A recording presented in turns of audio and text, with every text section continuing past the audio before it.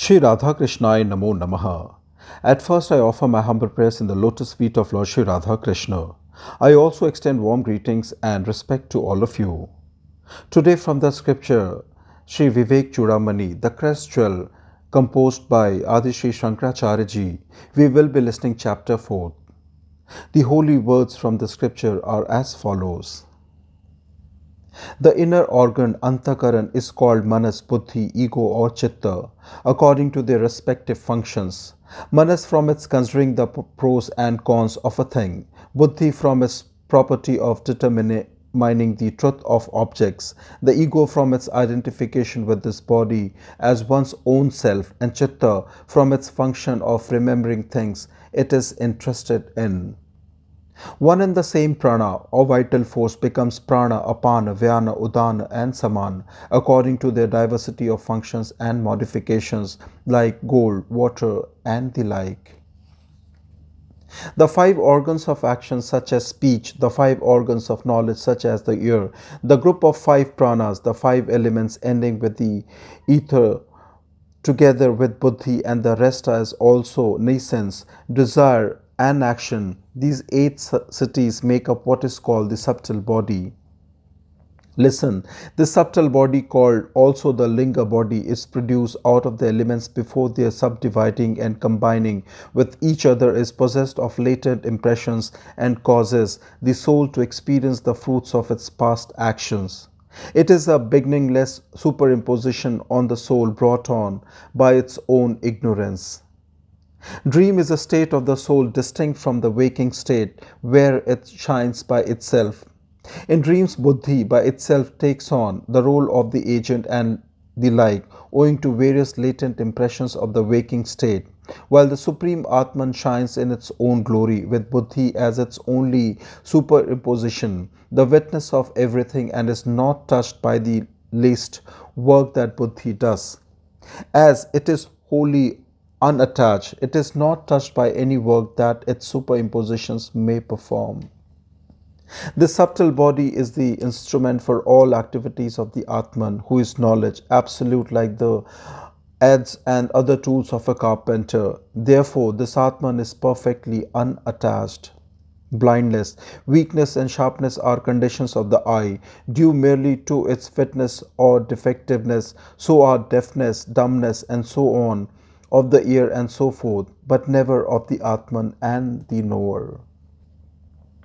Inhalation and exhalation, yawning, sneezing, secretion leaving this body, and the like are called by expert functions of prana, and the rest, while hunger and thirst are characteristics of prana proper.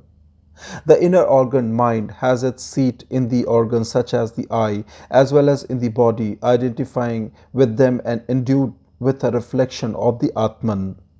Knowing that it is egoism which, identifying itself with the body, becomes the doer or experiencer, and in conjunction with the gunas such as the sattva assumes the three different states. When sense objects are favorable, it becomes happy, and it becomes miserable when the case is contrary. So happiness and misery are characteristics of egoism and not of the ever blissful Atman. Sense objects are pleasurable only as dependent on the Atman, manifesting through them, and not independently, because the Atman is by its very nature the most beloved of all. Therefore, the Atman is ever blissful and never suffers misery. That in profound sleep we experience the bliss of the Atman independent of sense objects is clearly attested by the Shruti, direct perception, tradition and inference. Avidya or nascence or Maya, called also the undifferentiated, is the power of the Lord. She is without beginning, is made up of the three gunas, and is superior to the effects as their cause. She is to be inferred by one of clear intellect only from the effects she produces. It is she who brings forth this whole universe. The undifferentiated is defined here as the perfectly balanced state of the three gunas, where there is no manifested universe. When this balance is disturbed, then evolution begins. She is neither existent nor non existent, nor partaking of both characters, neither same nor different nor both, neither composed of parts nor an indivisible whole nor both. She is the most wonderful and cannot be described in words. Maya can be destroyed by the realization of the pure Brahman, the one without a second, just as the mistaken idea of a snake is removed by the discrimination of the rope. She has her gunas as Rajas, Tamas, and Sattva, named after their respective functions. Rajas has this Vikshepa Shakti or projecting power, which is of the nature of an activity and from which the primeval flow. The activity has emanated from this also. Mental modifications such as attachment and grief are continually produced. Vikshepa Shakti here is defined as the power which at once projects a new form when once the real nature of a thing has been veiled by the Avarna Shakti. Lust, anger, avarice, arrogance, spite, egoism, envy, jealousy, and the like, these are the dire attributes of Rajas, from which the worldly tendency of a man is produced. Therefore, Rajas is a cause of bondage. Avriti or the veiling power is the power of tamas, which makes things appear other than what they are. It is this that causes man's repeated transmigration and starts the action of the projecting power. Even wise and learned men and men who are clever and adept in the vision of the exceedingly subtle Atman are overpowered by tamas and do not understand the Atman, even though clearly explained in various ways. What is simply superimposed by delusion, they consider as true and attach themselves to its effects. Alas, how powerful is the great Avriti Shakti of dreadful tamas!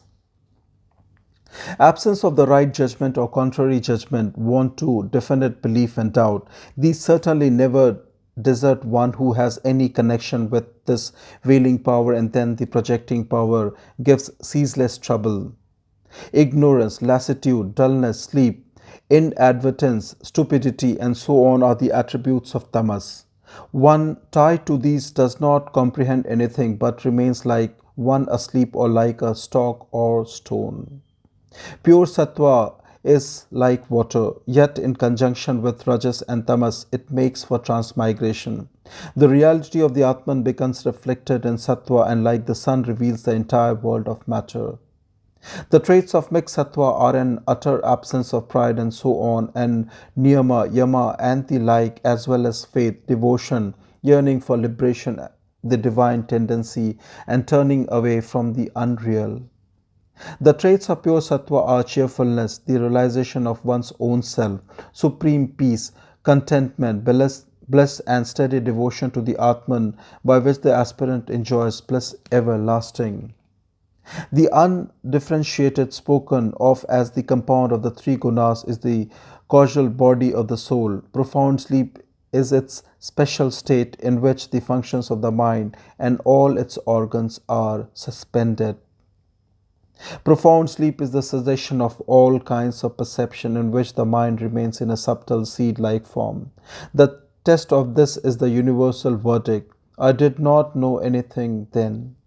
The body, organs, pranas, manas, egoism, and so on, all modifications, the sense objects, pleasures, and the rest, the gross elements such as the ether, in fact, the whole universe, up to the undifferentiated, all this is the non-self. Thus concludes chapter 4 from the scripture Vivekcudamani, crestful by Adi Shri Shankaracharya ji. Thank you for listening. Shri Radha Krishnaya Namo Namaha.